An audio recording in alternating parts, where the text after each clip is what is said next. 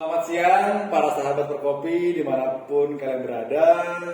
Senang sekali kita bisa kembali bersama di Perkopi Podcast kita, di mana kali ini kita kedatangan tamu istimewa dari mahasiswa Universitas Indonesia. Mari kita perkenalan dirinya. Oke, perkenalkan semuanya. Nama saya Mada Satya Bistirautomo, biasa dipanggil Mada. Saya dari mahasiswa UI ya, dari jurusan Administrasi Fiskal. Ya. Nah, kedatangan kaum milenial kali ini kita ingin mengulik bagaimana sih pandangan mereka tentang perpajakan di Indonesia. Sebetulnya bagaimana, Dak? Kalau menurut pandangan saya, secara umum kaum pemuda lah gitu ya, Iya. mereka itu merasa lihatnya sih rumit ya. Kalau ngomongin perpajakan pasti bayangannya rumit. Betul. Rasanya pasti mumet, rumit gitu kali ya. Tapi sebetulnya kan kalau dalami mungkin sebetulnya tidak serumit itu. Betul gitu sekali, kali betul kan. sekali. Nah, kalau kamu sisi rumitnya itu di bagian apanya sih, peraturan atau teknologinya atau gimana? Oke, sebenarnya bisa dimulai dari mindsetnya dulu kali ya, karena kita tahu ya, kita sebagai kaum milenial, kaum pekerja lah bisa dibilang itu ya tentunya maunya sih dapat nerima gajinya atau nerima penghasilannya ya langsung utuh aja tanpa adanya pajak-pajak yang jadi pengurang penghasilan gitu loh. Jadi mindsetnya ini sebenarnya kayak gitu dari awal. Beda mindsetnya dengan BJP gitu ya, mungkin yang maunya menyelamatkan penerima negara. Dari mindsetnya itu udah berbeda gitu. Nah ini jadi suatu yang rumit ketika bisa dibilang ungkapannya petugas pajak mengejar, wajib pajak menghindar gitu lah. Oh, kayak gitu ya. benar. Ungkapannya seperti itu. Bisa juga sih ya sebetulnya ya. Nah, tapi sebetulnya memang ada gap dari mindset ini kan, yang sebetulnya apabila kalau mindset ini bisa kita satukan, sebetulnya perpajakan Indonesia ini pasti bisa kuat banget gitu kan. Nah, kalau menurut saya sih mindset yang kita akan upayakan itu ya sebetulnya mindset itu dari bangsa untuk bangsa sendiri. Jadi kita bersama-sama bergotong royong nih, yang mana kekuatan utama dari Indonesia itu membangun Indonesia untuk segera maju gitu kan. Ya betul. Karena kita tahu ya bahwa pajak itu sebenarnya bukan digunakan untuk pemerintah, bukan untuk perorangan pemerintah, gitu kan buat kita juga pada akhirnya. Kita dapat menikmati kayak jalannya bagus, terus dapat mungkin yang sekarang tuh vaksin gratis itu emang dibiayai dari mana gitu kan? Ya, salah satunya pajak seperti itu. Nah sebetulnya kalau bicara tentang vaksin tadi sendiri, pandemi tahun 2020 itu yang sebetulnya kita tidak harapkan, tetapi kalau kita melihat dari apa yang dilakukan negara dengan memberikan insentif dalam pandemi dan memberikan bantuan-bantuan sosial, itu sebetulnya justru harus dipandang masyarakat bahwa pajak ini ada untuk kita dan dari kita sendiri juga sebetulnya. Sekali gitu kan. Ya. Nah, kalau dari informasi yang beredar ini katanya banyak orang masih enggan berurusan dengan perpajakan. Kalau dari kaum muda seperti kamu ini sebetulnya pandangannya gimana sih? Pandangan kami ya, kaum muda gitu, enggan membayar pajak mungkin karena pertama kita tuh belum paham betul tentang peraturannya seperti apa, mungkin kurangnya sosialisasinya juga ya gitu. Jadi kayak kebanyakan lebih nggak paham sih, bukan kita nggak mau bayar sih lebih tepatnya ya, mungkin karena nggak paham juga sih pada akhirnya gitu. Akhirnya jadi kayak kita tuh nggak usah aja deh daripada yang ribet masalah gitu kan, nanti malah gimana gitu nih masalah. Nah, sebetulnya kalau mungkin zaman dulu tuh sebenarnya pasti lebih susah deh. Kenapa? Karena orang itu mikir nih mau beli buku atau mau beli makan, mungkin kan gitu kan. Nah akhirnya mereka belinya makan kan. Nah sementara di era globalisasi yang sekarang, di era milenial yang sekarang, nah kaum milenial itu kan dengan beli pulsa aja itu sudah cukup untuk mendapatkan informasi perpajakan tuh sebetulnya tuh. Boleh sih dengan kemudahan mendapatkan informasi tadi, di mana juga salah satunya Perkopi memprakarsai kita turun di YouTube untuk membagikan sosialisasi perpajakan. Kita juga mengadakan webinar perpajakan dengan harga yang murah. Nah itu tuh sebetulnya tuh yang harus dimanfaatkan milenial kalau menurut saya pribadi. Nah, oke. Jadi kaum milenial Indonesia itu sebetulnya mungkin gara-gara generasi sebelumnya, generasi boomer itu yang menurut statistik paling tinggi ketidakpercayaannya dengan pajak Indonesia.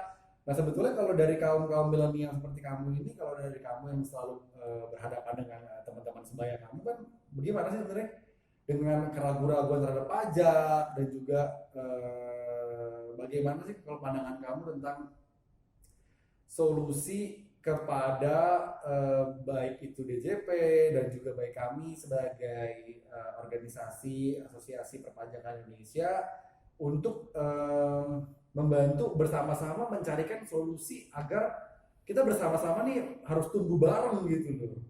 Nah, kalau menurut saya sih, ya kalau kaum milenial itu yang penting tahu tentang urgensinya mungkin ya, urgensi dari pajak itu yang perlu dipahami dulu sebelumnya. Kayak mereka tuh harus meyakini bahwa jalan yang dipakai dia setiap hari jalan-jalan gitu, terus fasilitas umum yang kalian pakai itu ya itu dari pajak gitu. Itu harus dipahami dulu seperti itu. Nah baru kalau udah kebangun apa yang namanya itu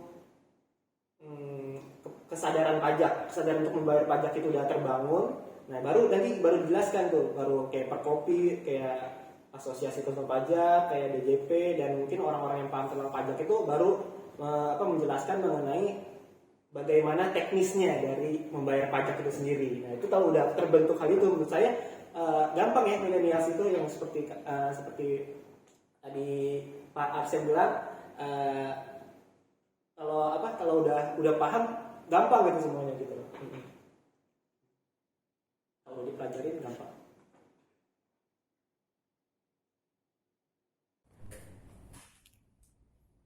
Nah, ini yang menarik nih, kita masuk ke bagian menariknya.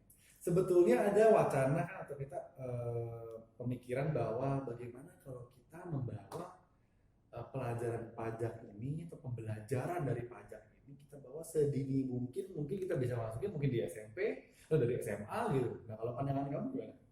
Saya sangat setuju banget ya kalau setuju kan? wacana ini. Karena gimana pun juga ya kita tahu bahwa sebenarnya apa yang kita tanamin waktu kecil itu sangat mudah sangat nancep gitu loh di kepala kita ya ketika kita dewasa. Mungkin kayak pelajaran-pelajaran kepribadian, agama kan kalau kita ajarin dari sejak kecil akhirnya mereka terbangun lah kepribadian mama itu sampai besar. Nah juga ini pajak. Nah pajaknya seharusnya kesadaran untuk membayar pajak, kesadaran untuk care sama orang lain gitu kan. Karena pajak itu kita bisa membangun negara kan itu butuh dibangun, tentunya nggak bisa sehari 2 hari ya selesai ya. Tapi kita mungkin dari dini. Ya mungkin nggak usah jauh-jauh, kita nggak usah ngomongin tentang peraturan ini gimana cara ngitungnya dan sebagainya, mungkin cukup jelasin aja kayak ini loh bangunan sekolah ini, kamu sekolah ini gratis itu dari mana sih gitu kan, mungkin bangun dari situ, dari pajak loh ya, gitu. Karena dulu zaman Pak Karno itu kan pemuda-pemuda kita itu kan bela negaranya itu kan dengan kita angkat senjata gitu, kita melawan penjajah. Nah kalau zaman sekarang ini kalau menurut kami yang kami usulkan ya bela negara itu ya sebetulnya dengan pembayaran pajak ini sudah bela negara gitu loh. Terus kayak setuju ya kan sebagai salah satu dari rasa bela negara. Gitu. Nah, sebetulnya di era digital yang sekarang ini kan apa sih harapan-harapan kamu dari kepada DJP, kepada kami dari Perkopi untuk bagaimana memanfaatkan teknologi supaya semakin banyak wajib pajak yang terjangkau oleh kami dalam mensosialisasikan perpajakan dari Indonesia sendiri nih.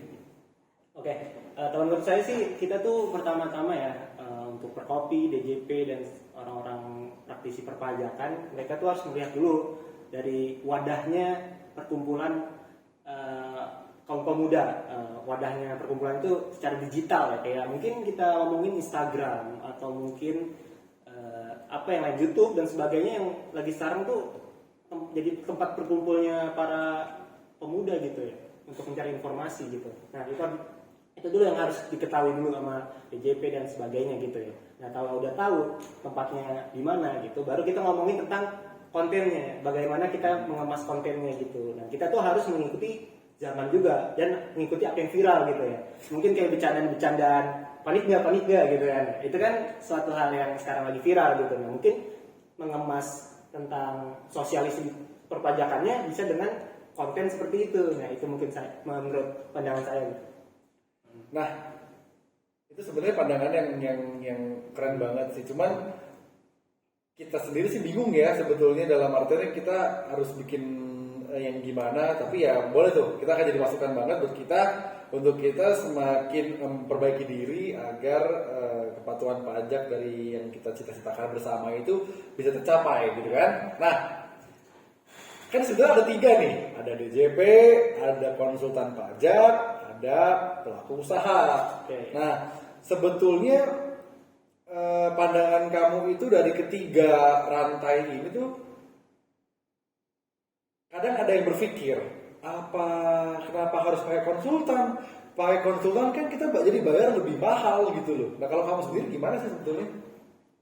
Menurut saya mungkin itu harus diselaraskan dulu ya mindsetnya gitu ya, bahwa konsultan pajak itu secara teoritis saja kita ngomongin ya, itu tuh sebagai intermediary actor atau yang bisa disebut dengan aktor perantara dari DJP dan juga wajib pajak. Nah pertama itu yang itu ya secara teoritisnya gitu. Nah untuk secara praktiknya gitu ya, sebenarnya kan bisa diketahui bahwa wajib pajak itu ya awam gitu tentang peraturan perpajakan ya, yang dimana kita tahu nih sebagai orang yang belajar pajak bahwa itu tuh sangat-sangat komprehensif dan bisa dibilang rumit lah ya kalau untuk orang awam ya gitu. Oleh karenanya peran dari konsultan pajak itu sangat dibutuhkan gitu agar dari DJP-nya itu dapat mempunyai wajib pajak yang punya pengetahuan pajak gitu, dan wajib pajaknya juga mampu untuk membayarkan kewajibannya itu secara benar, jelas dan tepat seperti itu ya. Nah makanya oleh karenanya konsultan pajak itu sangat penting perannya gitu ya. Nah mungkin yang harus dirubah juga mindsetnya adalah konsultan pajak itu bukan seseorang yang mengecil-ngecilkan pajak gitu. Nah, betul banget tuh. Ini kan yang kadang kita suka alamin kan dari para pelaku usaha itu, kadang kita suka dianggap tolong bisa kecilin nggak pajak saya, kecilin dong. Jadi kayak semakin kecil itu semakin seolah bagus gitu konsultannya. Padahal itu yang semakin bobrok dalam artian tuh itu nggak betul dan nggak lurus.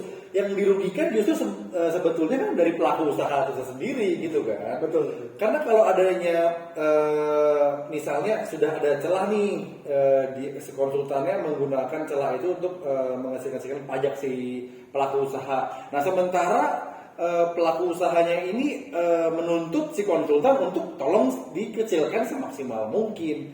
Padahal dia nggak tahu yang rugi itu kan si pelaku usaha tersebut sendiri, karena yang bayar dendanya nanti kalau diperiksa, yang bayar sanksinya, yang kena pidananya, ya kan pelaku usahanya. Hal-hal yang kayak gitu kan yang ingin kita hindari, betul kan? Betul.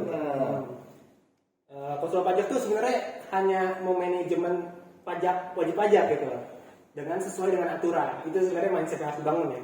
Melakukan manajemen pajak terhadap kewajiban perpajakannya wajib pajak sesuai dengan aturan itu Mas. Betul. Yang penting itu sesuai dengan aturan. Ya.